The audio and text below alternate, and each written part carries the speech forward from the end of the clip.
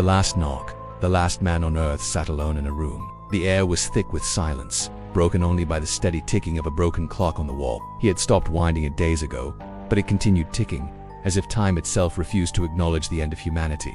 Then, there was a knock at the door. His breath caught in his throat.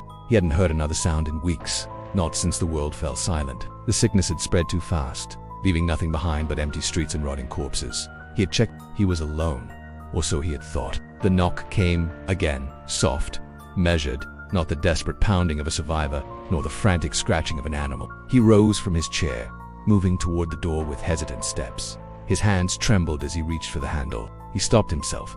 No, he had boarded the windows, reinforced the doors.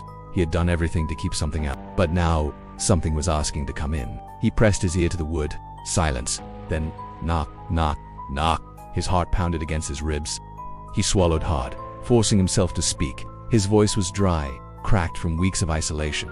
"Who's there?" Silence. Then, from the other side of the door, a voice whispered, "Let me in." He stumbled backward, his skin crawling. It wasn't a voice he recognized. It wasn't a voice that belonged to anyone alive. It was hollow, distorted, like a word spoken through crumbling lips. He grabbed the shotgun from the table, his fingers tight around the grip. "Please," the voice continued.